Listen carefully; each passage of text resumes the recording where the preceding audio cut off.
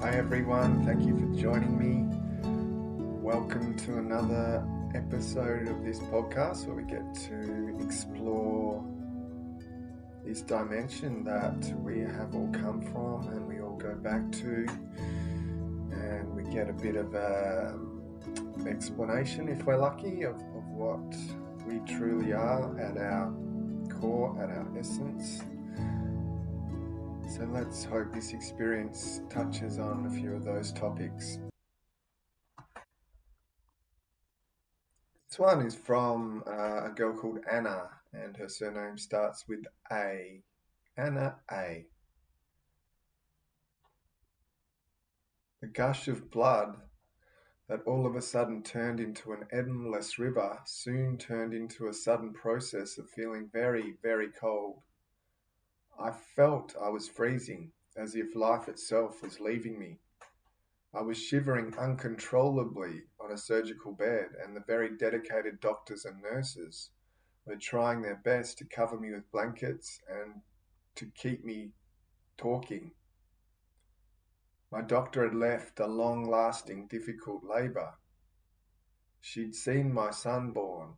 She'd seen me smile and feed him.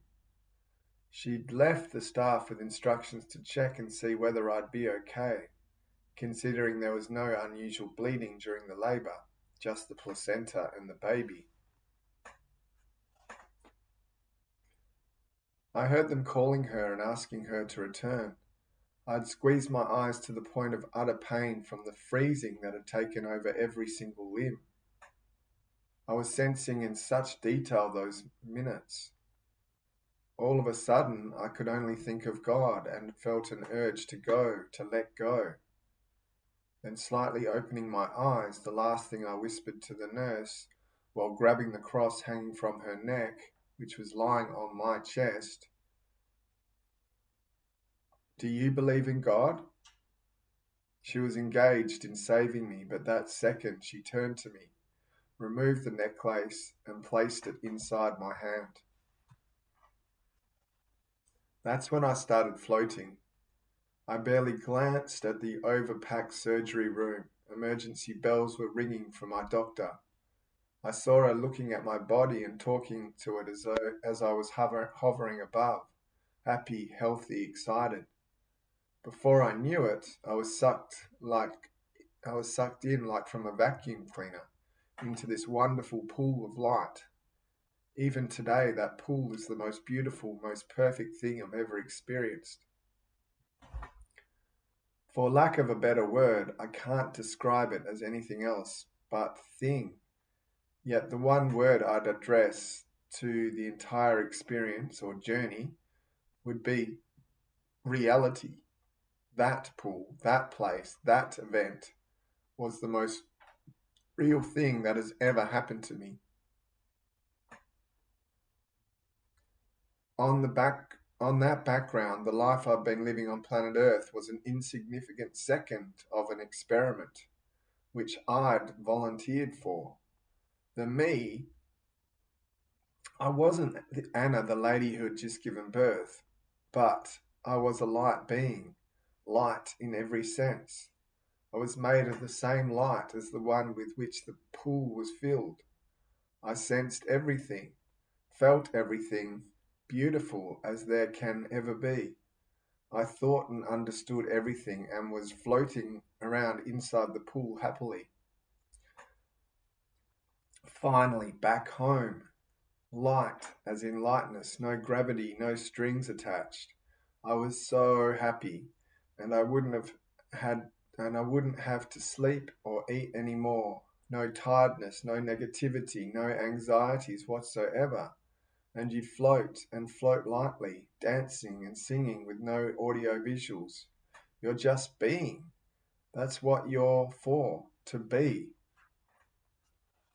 I had a memory of my husband and child, of our house and friends and relatives. I absolutely knew, I don't know how, but I sensed perfectly well that they'd be perfectly okay, whether I'm there with them or not. Next, I was supported by the light pool waves that felt so gentle and caressing, like a mother's touch and a mother's love. I floated onwards into a space that was endless and neither too bright nor too dark. It was a place, though, without limits. There were seven, then I saw seven and some more sheds of light, or light beings moving towards me. We didn't have speech. We conversed, yet not a single vocal word was uttered.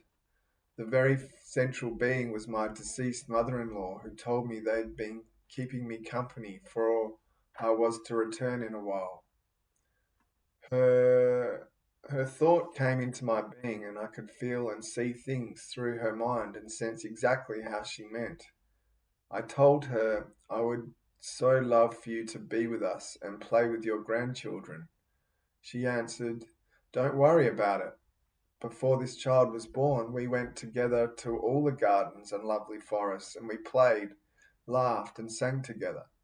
Besides, now that I'm here, I can protect you much stronger than if I wasn't there, weak and ill." My aunt, father-in-law, and grandmothers were all there, yet the remaining ones weren't relatives I'd known from Earth. They were light beings I've known before being born onto Earth.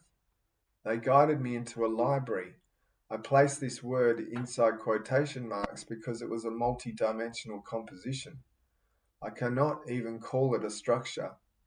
Apparently, I had a job up there and left it briefly when coming back to Earth because I needed to experience certain things and learn certain things in order to be able to continue my work.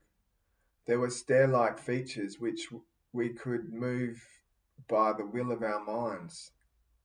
By the way, everything I learnt, languages, subjects, nature observations while being on Earth, were absolutely useful up there.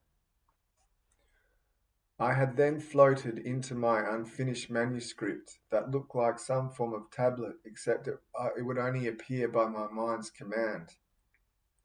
It had data from way before, but since I already knew it, I didn't even look back. I simply stared at it. Out of where my forehead is placed now that I am human again, appeared these strange characters and letters, round and perfect, a language I'd known seemingly for eternity. By sheer thinking of these thoughts, these characters stamped themselves onto the manuscript. I cannot call these characters language as we know it. One doesn't need to speak it or write it, it's simply a thought process. However, these thoughts I'd inserted into the manuscript had and served a great purpose, which as a light being I knew. However, back in my human body I didn't have a clue, as there was a veil administered upon my return. There were many other light beings conducting similar work, and yet I knew that not every soul or light being is given such a task. Ours was a team destined to do this. Others were destined for work, other work. Time and space had no physicality, no validity. I'd call the whole thing as freedom, the perfect freedom, which every person I know aspires to, fights for, and dreams. The one thing I understood was that Aramaic and Armenian heritages hadn't happened to me just this one Earth lifetime, but several other times as well. It was as if I was in charge of moving this lineage of light beings. However, no notions of nationality or races or gender or political choices or kings or cultures held valid up there. Everything was filled with love and knowledge. Then I raised my head off the library as if someone's gently calling my name. Someone was telling me, "Anna, I need for you to go back." That moment I felt a piercing earth-like sadness. I found myself far from the pool in the library, but looking at the planet Earth from the space or cosmos. A light being had risen next to me, pointing at the planet, and a voice asking me, look there, the planet, what do you see?" I said, "I see planet Earth, and I don't want to go back. This is my home. Why are you sending me back there?" He soothingly calmed me. It was all sensory, no touches and no words. Then he asked again with a divine voice, "Look, what do you see now?" Suddenly I saw what the voice said. I saw the planet, and there was no borders or dividing countries. The borders are gone, he said. This is why you are going back. You have a mission. That's how I came back. After a very difficult time afterwards trying to adjust, I was an avid reader before, but became even hungrier for knowledge, absorbing lots of information the entire time. I became more conscious of the environment, of clean air, clean water, and world hunger, wars, and poverty. I grew such levels of empathy that at times it's hard not to feel the pain of another human being. I kept talking to representatives of various religions, and they hadn't much to say. The closest to explaining things I saw, perhaps, were most parts from the Vedas. The Vedas are the primary texts of Hinduism. I've been having out of body experiences, very sudden, usually at night, more frequent and intense than ever before. I do have certain extrasensory moments, however, I avoid working on them, or rather, do not wish to get too deep with them. I do at times get nostalgic trying to figure out what the mission was, but overall, it was the best thing that I'd ever experienced in my life here on Earth.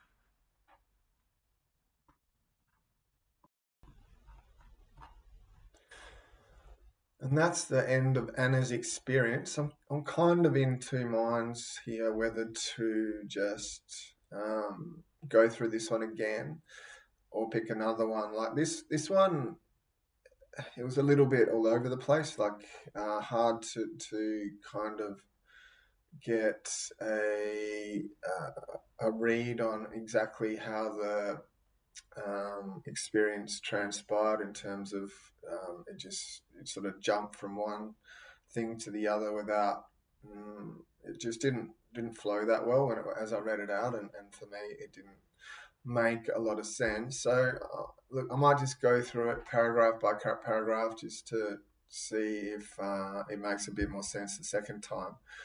But yeah, I mean there were some interesting points in there. So let's go through it again. So yeah, it starts off a little confusing, and it sort of that's for me that's the theme throughout it. But anyway, let's go through that again. So she starts off and it thinks she's in labor, and for some reason she's also very cold. So I don't know what.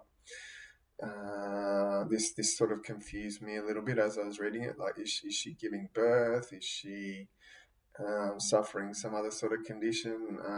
But I guess at the end of the day, it's not really relevant. And then she sees this nurse just as she's about to lose consciousness, and this nurse has a necklace and it has a cross around it, like I guess like a crucifix, and the nurse, she says to the nurse, "Do you believe in God?"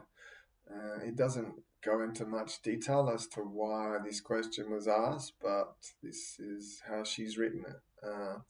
But anyway, I guess it's irrelevant why she ended up in this experience. This is what has happened.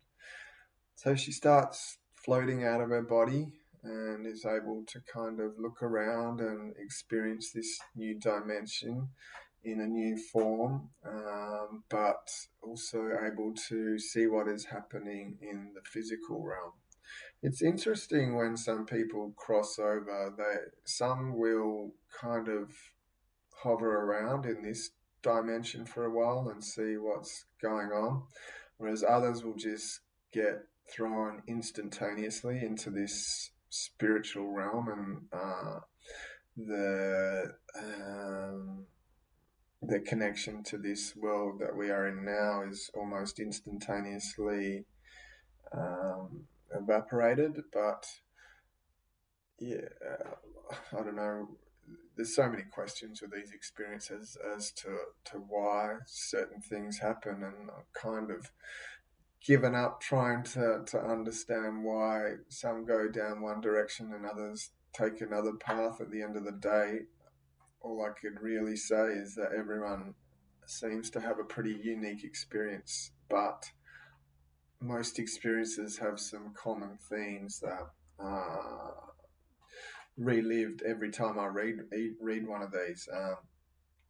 So for her, she's able to leave her body. Like a lot of people do this. They float out of their body and able to see their own physical form and have a look around at what's going on at the scene. And in her case, she sees her body in the surgery room and has this newfound form, and in this form, she feels healthy. She feels excited. She feels happy because she's been sucked into this, as she describes it, wonderful pool of light.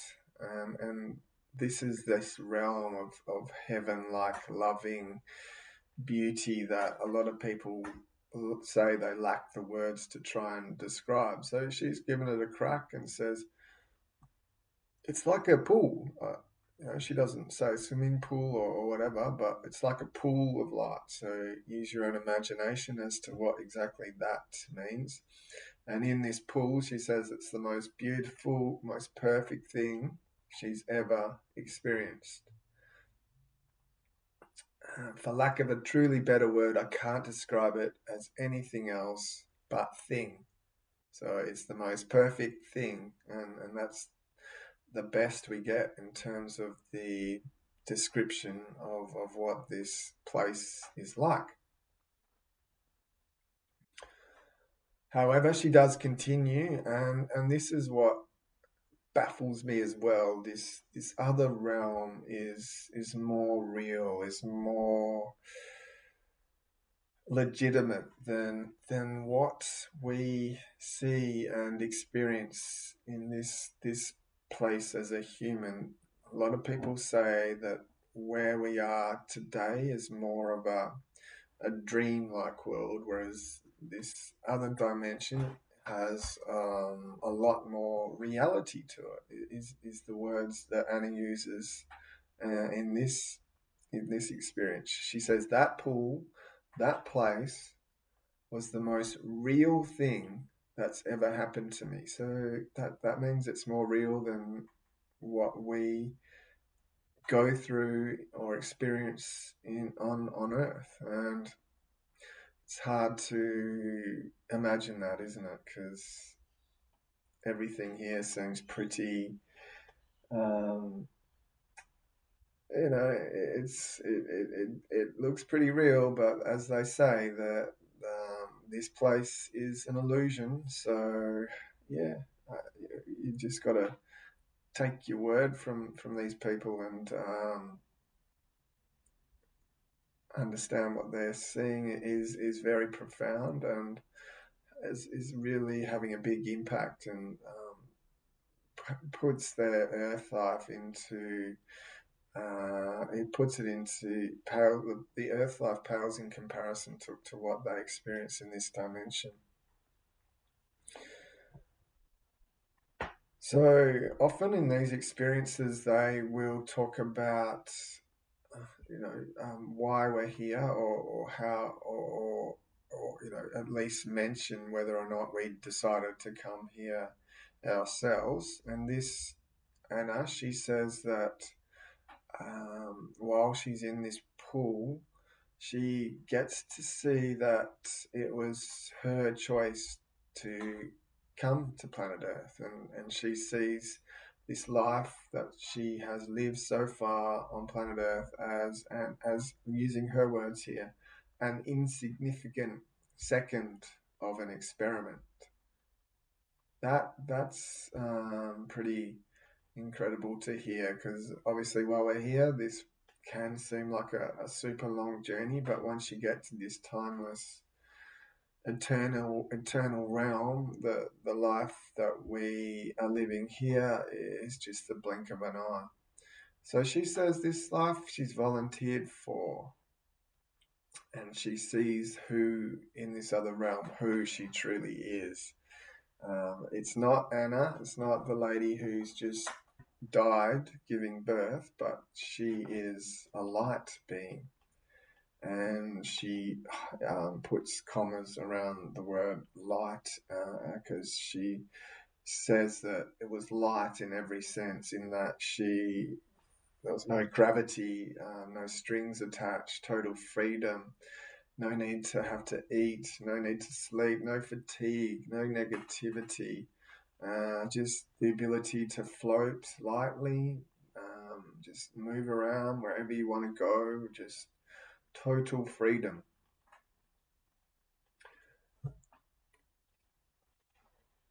It sounds so good, doesn't it? Because in these bodies we're in, we are restricted very much as to where we can go and what we can do, and it takes a great deal of effort to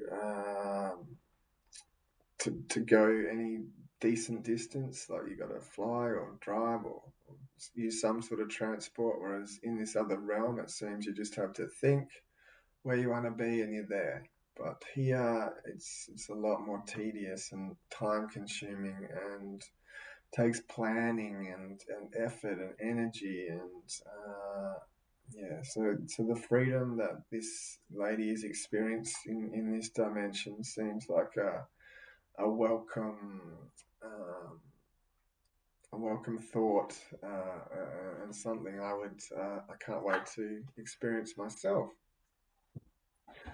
She then gets a memory of her kids and husband.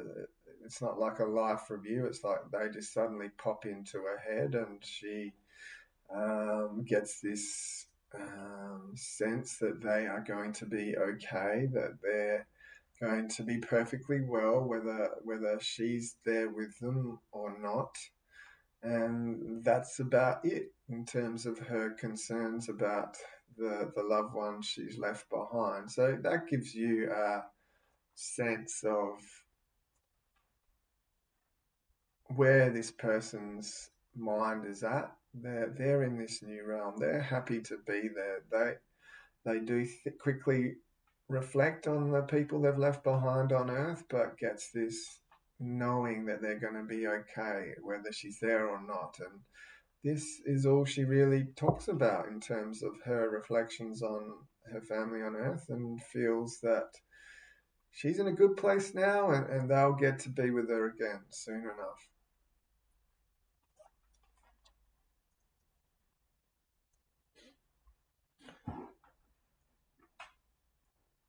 As she continues on in this experience, she says she floats on, and this dimension, the next part of this experience, the dimension, it's not too bright, it's not too dark, but she's still feeling this limitless experience within her being.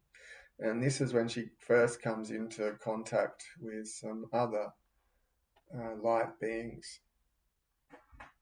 They communicate with her telepathically, in that not a single word is uttered like you and me would talk to each other, but it's all done without speech. And she says she recognizes one of these beings, and one of these beings is her mother in law. Uh, um,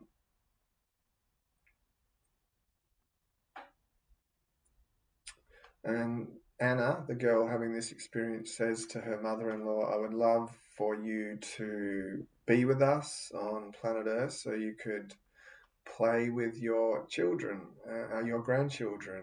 And she says something quite interesting in response to this. She says, look, don't worry about that. Look, I was playing with the children a lot before they came down to be on planet Earth with you. She says they played in gardens and forests and laughed and played and sang. And that gives you an idea because of what this other dimensions like. It's like, there seems to be spirits or beings that are able to plan and pick and choose when they come to Earth, why they come to Earth, for what reason they come to Earth, and then they're here for a while, then they go back to this other realm. It's hard for us to get our head around, isn't it? Because I mean, my parents, I often talk to my own parents about well, not often, but whenever the time is right, about spirituality, because they're like I was 4 or 5 years ago. They had no interest, no um, no connection to anything more than what this physical world throws at them day in, day out. And who can blame them? It is relentless. It is all consuming when you're stuck in this realm, and you are a human. It seems like this is all there is. But when you read these experiences, and you read time and time again that there's this other dimension where we plan this lives, we plan who our parents are going to be, we plan what country we're going to come to, we sometimes plan certain exit points in terms of when we want to leave this realm. And it's the first few times it might sound a little bit weird and a little bit um, I don't know, too far out there to believe. But when you get person after person saying it and these experiences, it starts to really resonate that this is quite possibly the way it is. And this is what I like to believe anyway. I've had my own mystical experiences, nothing as intense as an NDE, and like this lady's not been shown um, what's behind the veil. I've just had, I don't know, day in, day out mystical experiences that give me some sort of inkling that there is more to this realm than what we see in the physical. And that was what prompted me to start investigating this topic, and to start believing that there is a higher power or God or source, whatever you want to call it, that has created all this. And we're a part of that in some way. And to think that we are these eternal, indestructible beings that choose to come here and experience life in the physical, and then to go back is something I like to believe. In fact, I had a good friend of mine die last week, so I've been leaning on spiritual teachings to get through that bit of bad news. It was a sudden death. It was an unexpected death. It was actually a murder. So it's hard to take when you lose someone who is a big part of your life, and you are in regular communication with in such a sudden way, and even not so sudden, like even when it's an expected death, even when that person finally crosses over, the grieving process is a challenging one to navigate in this realm. And if you don't have any spiritual beliefs or leanings, it makes it even harder. So I'll use the word know, yeah, to know that in some form that everyone we lose is there, that form that they were um, has gone, the physical form, but part of them, part of that being that we all knew on earth has lived on, and that part, I guess you can call soul, spirit, consciousness, life force, life energy, fragment of God, so many different words, but for me that is how it is.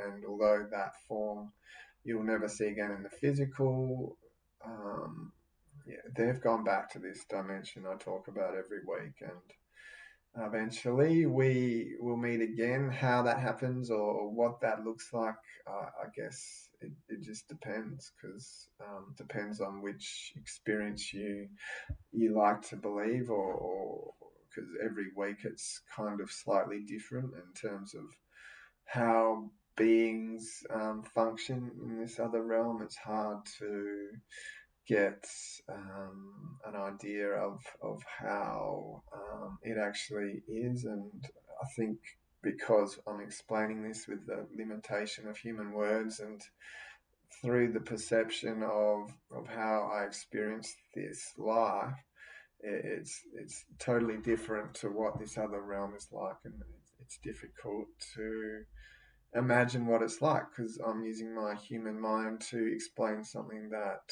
it's never been to. So even people who have gone to this other dimension and come back, they find that their mind, their words, are insufficient in describing exactly what they have experienced. So for someone who's never even been there, you can imagine it makes it even tougher. I'm just commenting on what someone else has gone through and putting my little take on it, which you may or may not agree with. That's fine. It's just my opinion, my reading of it, and obviously everyone's going to have a slightly different perspective on what I've read in these experiences. And yeah, if my commentary is not why you listen to these experiences, that's great. That's fair enough.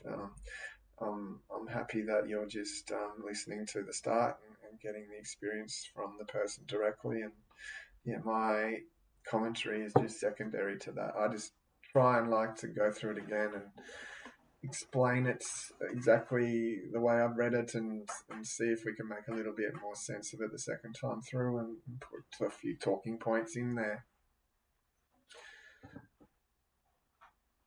So let's go back to Anna's experience. So she says, so she's just seen a mother-in-law, and the mother-in-law said, yeah, look, we even though I'm not there on physical Earth, I did meet my grandchildren before they came down to Earth.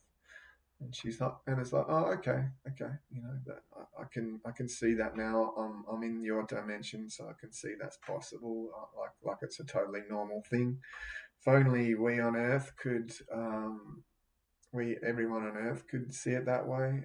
That would be a wonderful thing, I think, to know that we are spiritual beings at our core, and this human life is all just a bit of an illusion, and it's not the be all and end all. And if all of us could truly know that, I think it would make this planet a lot better. We wouldn't be so fearful of death and probably be less competitive and more willing to, I don't know, connect and make this experience more positive for everyone. And we do see this hatred in Earth. This jealousy, these dark and negativity, the negativity of it all is seemingly impossible to override. But if you do put a bit of spirituality into your daily practice, whatever that is, if it's listening to an NDE podcast or a bit of meditation or going to church once a week, whatever. Generally, I'm not saying it's a silver bullet, but it can help to bring a little bit more love, peace, understanding, calmness into your life. And yeah, it's not. It's just people will find this topic, whether not just necessarily NDEs or whatever, meditation, presence, religion, whatever form it takes.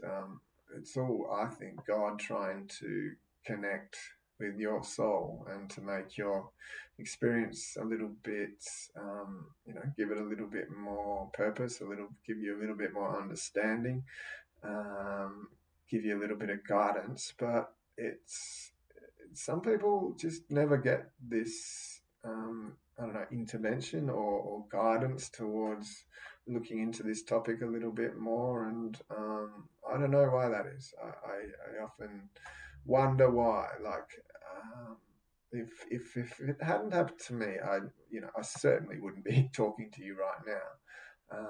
And there's probably a good chance I wouldn't even be in this realm anymore. So why certain people get mystical or connection to God that is tangible almost, and others don't. I don't understand. I guess it, as I say that, I think the only possible explanation, or not the only one, but one of the possible explanations is that this is their soul's purpose for this journey on Earth. This is what they want to experience, um, a total disconnection from source, and that's a brave mission to take. But let's face it, a lot of people, especially in the Western world where I have grown up and live in today in Australia, a lot of people are very reluctant to embrace anything religious or spiritual. It's the distractions placed by society, such as the need to survive, the need to get ahead, the need to um, embrace this materialistic way of life. It does, I guess, in a way, put your blinkers on a bit and stop you from seeing anything multidimensional around you. Whereas I feel very lucky to be able to pick up all these little signs and signals telling me that there's more to this world than we think there is. So let's continue on with Anna's experience. So what did I just say? So okay, so she's now seeing other light beings. She's seeing her aunt, her father-in-law, their grandma. They're all there, and a few other relatives that she feels are ancestors, but can't actually recognize who they are. Obviously, these light beings are taking on human form, so she can recognize, or some of them at least. And obviously, as a light being, you no longer have the physical attributes you do on Earth. And often you see these spiritual beings manifesting as people that once walked where you and I are today, and they do this, I guess, as a way of us adjusting to them. I guess if we saw this shimmering light being without any form, we'd wonder who it is, and that's their way of letting us know. So these beings, these ancestors, they guide her to what she calls a library, and she's got quotation marks around library, and she says she does this because it is a multi-dimensional composition. I don't really even understand what multi-dimensional, what that is supposed to mean. Just Google that.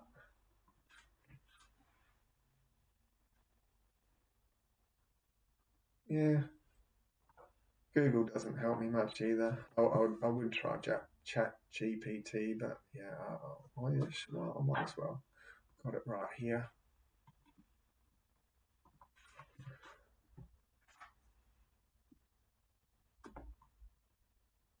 So a multi-dimensional composition refers to the process of creating a work of art or design that incorporates multiple layers, elements, or dimensions to convey a complex or multifaceted message or experience. Okay, so this library she's in is multi-dimensional, and use your own imagination to try and get your head around what that means. And she says that she gets this information that in this library is where she used to work, or before she came down to Earth. It's interesting. You don't get many experiences actually talking about their job or the role they played before they came to Earth. I guess some people would shudder at the thought of having to work in the spiritual realm, but at the same time, I guess um, even spirits, I don't know, this for me, this seems like a bit of a stretch personally. That spirits need to work to pass the time, but I guess it's possible. It just seems a little bit too human and earth-like to and maybe her subconscious is somehow playing out a role of or a reflection of what she um, has seen and enjoys on Earth, and somehow this is getting transferred into her experience. But who knows? This is what she's saying. She says, what does she says? Apparently, I had a job up there and have left it briefly while coming to Earth because I needed to experience certain things and learn certain things in able to be able to continue my work.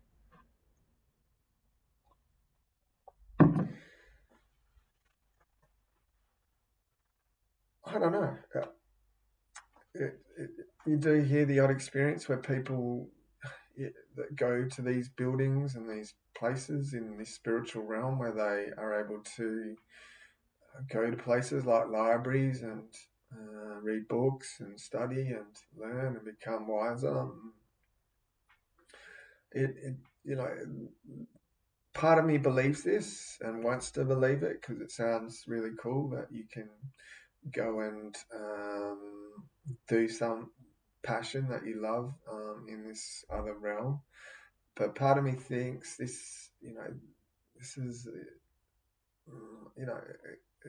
it just doesn't ring entirely true. But because the reason I say that is because often people, when they have these experiences, uh, they cross over and their knowledge is instantaneously acquired without the need to actively pursue it.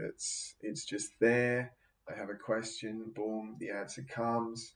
It's not something they need to go and seek and read about to find the answer like we do on Earth. But I'm not going to question Anna's experience. This is what was real for her, and I'm very grateful for Anna sharing her experience, and we will take her word for it that this is what has happened for her, and who knows, it's possible that some spirits might not want that instantaneous knowledge and might want to spend their time actively learning it like we do on Earth. But yeah, for me personally, if I had a choice, I'd like to just sit in a loving state of ecstasy and have all the knowledge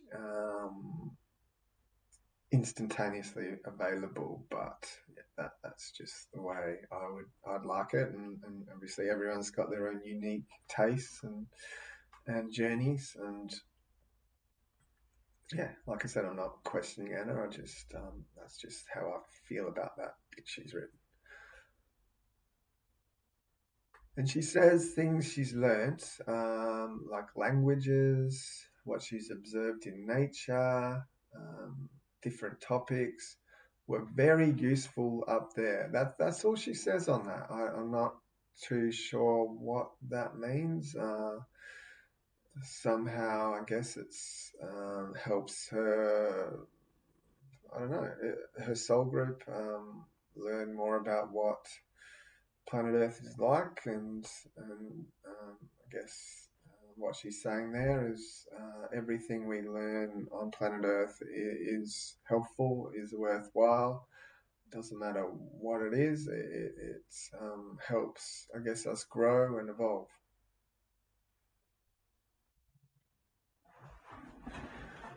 Okay, this next paragraph, I had trouble understanding it as I was reading it out loud, so we'll go through it again. So she says, I then floated onto my unfinished manuscript that looked like a form of tablet, except it would only appear by my mind's command. It had data from way before, but since I already knew it, I didn't even look back. I simply stared at it. I don't get that. It had data from way before, but since I already knew it, I didn't even look back. Yeah, I'm sorry, a little bit lost there. And then she says, so where out of where my forehead is placed, now that I'm human again, appeared these strange. Yeah, look, I'm going to leave that paragraph because it's a little bit beyond my comprehension.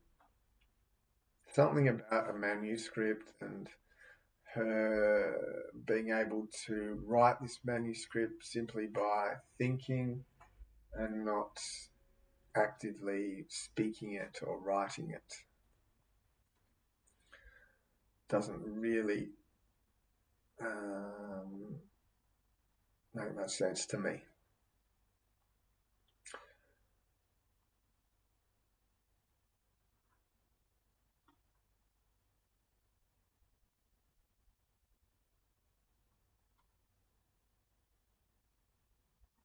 So it just seems this little bit here. She's talking about her experience in this library, and I guess this was part of her role there is writing this manuscript, and she's kind of getting reminded of what her job was while she was in this spiritual realm before she came to Earth.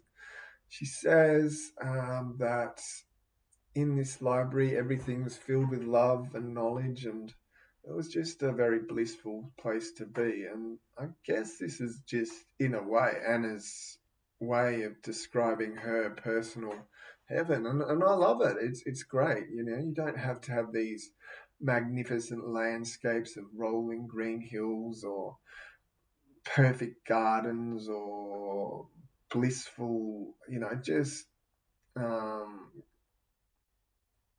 just this is her heaven, and I like it. It's great, you know. Some people, this is their heaven to have a safe space full of love and knowledge and books and learning and the opportunity to write, and that's fair enough, you know.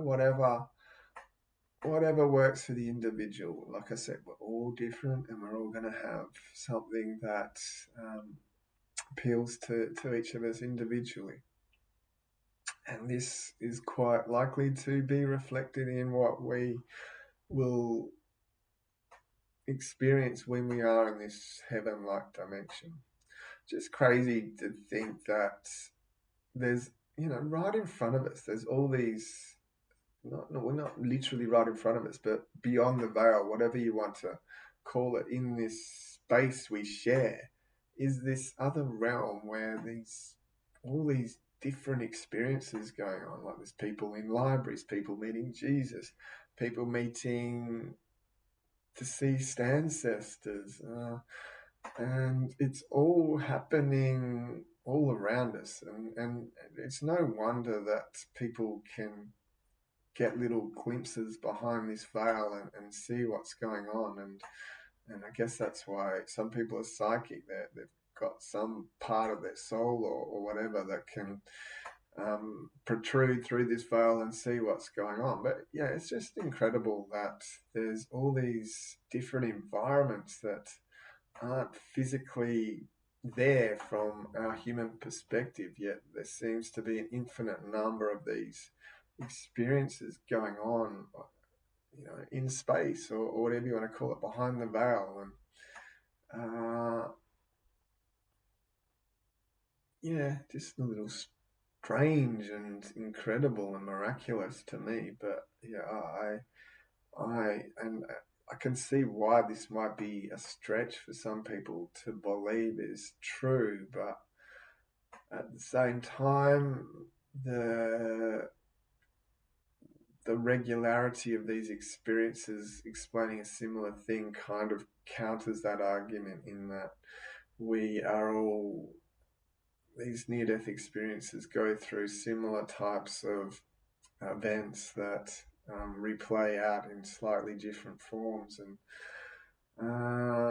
yeah, it's, I guess it does take a bit of a leap of faith to actually believe that this is what is happening. But these people, they come back, they say it's true, they say it's more real than this experience we are having as a human. And you just, they don't, why would people make this up? It doesn't make sense.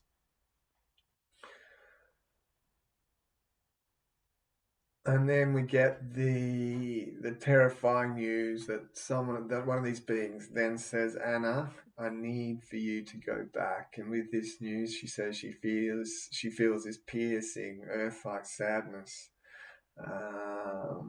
She does not want to leave this place, and so she finds that this guide then says starts pointing back to the planet and and says, "Yeah, look, this is this," and she says, "No, look, this is my home. I don't want to go back to planet Earth." And this communication is all going on telepathically, of course. Then this little next paragraph is a little bit confusing as well. I don't know if this being's showing Anna the future of this planet, but he's saying, okay, now look at Earth, look at the countries, and now look how the borders dividing these countries have been diminished or removed, and there's no such thing anymore. So I don't know what this means. I'm guessing, like I just said, that it's some kind of um, glimpse into what could possibly happen in the future. But right now on Earth, that seems a long way off, and um, borders are constantly being, there's wars constantly happening over them. There's constant disputes over who owns what land, and yeah, it's a nice thought to think that we could globalize this Earth and live as one species rather than not having these divisions between us. And obviously, if we did that, it would be a more united, connected world with with less suffering in terms of wars um, and that of the like. But at the same time, it seems really difficult to see that happening. There's just too much inequality, and people are too protective of what they've got, and it just seems a long way off. And unfortunately, you just get the feeling that it's going to probably take some catastrophe almost to get us to almost want to reset and try again. But it just seems that like history keeps repeating itself over and over again. We have these huge, like back in early last century, you had a couple of massive world wars, and that then we had a period of peace, and then and it just goes back and back, peace, war, peace, war. It just continuously seems to reoccur. I guess the only difference now is we've got a lot of countries have nuclear weapons, and if there was another world war, it could potentially get pretty catastrophic. So I don't know. Hopefully that never happens, but you just I don't know. You just get the feeling that um, it's it's that this is the path this Earth is on. It's like this species is on. It's like we have these horrible catastrophes, and then we chill out and love each other a bit. Like you look at the 60s, 1960, decade after World War II had finished, and there was love and peace, and it's like we're slowly kind of drifting away from that as the horrors of the early last century become removed from the living population, and is I guess it's up to us where we go next. But yeah, I hope that doesn't happen. I hope we can somehow connect without us having to go through trauma again. And I just yeah, I hope we can kind of stop the pattern of history repeating, and once and for all just move on as one species. I mean, we are we have become a lot more connected over the last 100 years. We in terms of travel, in terms of internet, in terms of um, different cultures, living in different countries, and it's just becoming a lot more global. But at the same time, there's still that underlying, um, you know, disconnection at the same time, and the need to um, protect what we've got, so to speak, and misunderstanding of each other, and that creates conflicts, and hopefully, we can work it out though. So what does she say here? So she comes back. Um, the guide says, "Look, this is why you're going back. This is your mission to try and, I guess, remove the borders from Earth. This is pretty much what the guide is saying. This is your mission." So I don't know how you go about doing that. I don't know if Anna's in government or has some powerful connections, or maybe she's just a normal person like you and me, and that's where it all starts. Just trying to love whoever's in front of you, and promote peace. But yeah, it's frustrating because there's only so much one little person can do, and it seems like the people in power are the ones who can really make that change. But the systems we've got seem so rigid and just resistant to change. So yeah, I guess all we can do as individuals is put more love out there. So she comes back. She's got difficulty in adjusting. She's hungry for knowledge. She wants to know more and more. She's very conscious of living an environmentally friendly life. She's very aware of the cleanliness of the air, the water. She's got her fingers in issues like world hunger, poverty, and at the same time, she develops incredible levels of empathy that it's to the point where she just looks at someone and she can feel the pain of being another human being.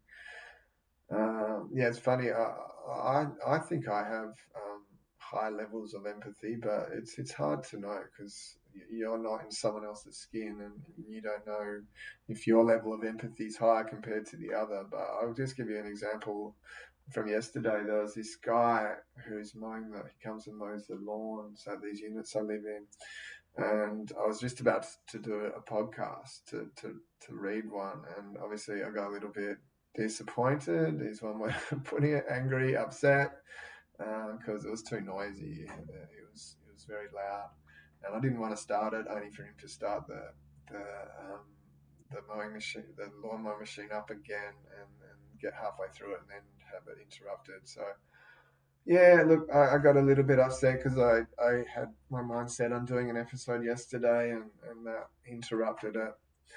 And then funny thing happened.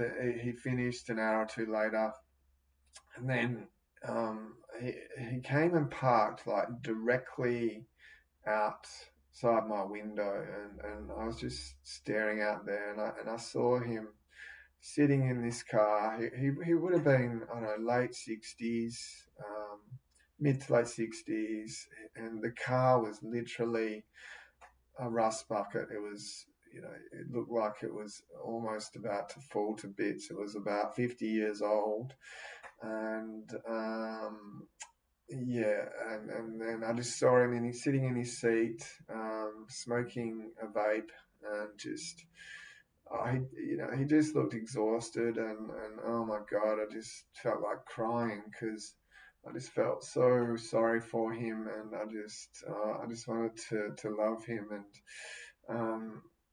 I just, I could see myself in that situation, not wanting to get out of the car and go and do some more physical work. I know how that feels. We all know how that feels, and I guess that's what empathy is. It's just putting yourself in someone else's shoes. And yeah, I just felt terrible because moments before I was incredibly angry, an hour or two earlier because he had interrupted my podcast. So yeah, I just saw that as a wonderful lesson from the universe, to to step away from your own little challenges, and just try and see things from another perspective, and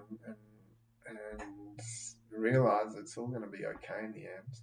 For all of us, we all get to go back to this dimension, and all these little experiences we go through on a daily basis, the good, the bad, the ugly, are just that. They're just little emotions, sensations, feelings.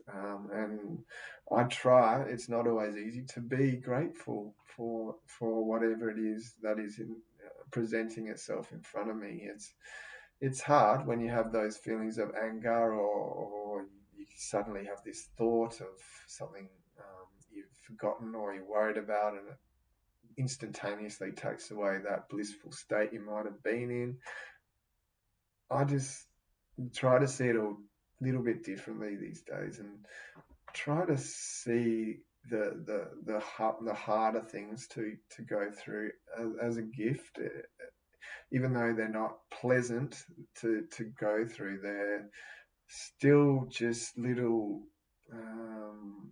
gifts from the universe, and although you get resentful at times when you are going through those darker patches, it is reassuring to know that they're always only temporary, and there will be a lighter, more loving, more awesome experience that will follow it. But yeah, it's still really hard. It is, and that is just my way, I guess, of dealing with those more challenging parts of being human, is just to try and see it, I guess, from the soul's perspective, and try to understand why we go through these harder times, and try to see it as a way of it's just an experience. Not it's although it hurts when it gets dark, it hurts a lot, but it's not who we are. It's not where we're from. It's just part of this experience as a human in a darker, more dense type environment, where negative things have a lot greater chance of happening than in this other realm. So Anna finishes by saying she has had lots of out-of-body experiences, most of them at night, and she also has certain degree of extrasensory moments. I don't know exactly what she means by them, but she says she avoids working on them, or rather does not want to get too deep into them. I don't know. I guess there's some fear there. She says this experience was the best thing that has ever happened to her during her life on Earth. Now, that says it all, really, doesn't it? That last little sentence, that this is better than having kids, this is better than getting married, this is better than whatever your better is on planet Earth. This experience that happened to her was better than all of that put together. So for me, that says it all. That this dimension she went to is where it's at. That is where you want to be. You want to be in this place. You don't want to be on this earth. To be frank, this is a repeated statement from most ND ears. This joy of being in this other realm is much more pleasant than the life on earth, and that is a bit of a negative way to look at it, but this is the facts. That doesn't can't love life on earth. It is possible. For me, it is a work in progress. I often get distracted by the challenges and the darker moments, and I'm using these experiences to figure out ways of navigating that and to try and bring more light and love into my existence and therefore, hopefully, everyone around me. But yeah, like I said, it's a work in progress.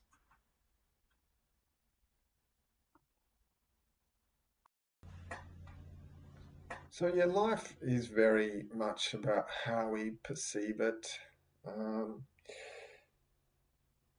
when you're feeling good, when you're feeling confident, the world is an amazing place. It's somewhere you want to be. It's something you want to be a part of. And I guess when you can grow that inner dimension within yourself aligned to those kind of attrib- attributes like positivity, confidence, acceptance, appreciation, gratefulness, gratitude, that's when more miraculous things start to happen, and you can begin to pick out the positivity in even those supposed darker things that are happening on earth, and you might be able to even get to that point where you can see the reason for that happening, and have that kind of wisdom to understand that it's all part of this human experience, and it's not necessarily um, a bad thing as we might perceive it on initial reflection. And if you're able to go a little bit deeper and see that there might be some positivity to even those darker events in this world, it's um, yeah, it's all about your perception, and if you can perceive yourself, especially as this wonderful, loving, miraculous being, that will go a long way in helping you navigate this world, and also it's also that bonus of having the knowledge of what we know from these NDEs is that this experience is temporary and eventually we get to go back home. So try to live it. That's what I do. I try to live it with these experiences I read in the back of my mind, and understanding that we aren't humans. We're these spiritual beings that are just having a human experience, and this helps me not to get so absorbed in the drama, and just to take life with a little, you know, a little bit more lightly, and not as get so sucked in. So yeah, thanks for listening to me again for another week. I would like to wish you an enjoyable week ahead. I want to dedicate this episode to my friend. So this one's for you, Jonathan Peasley. Love you. I will see you again one day. And I love all you other people too. Have a good week. Goodbye.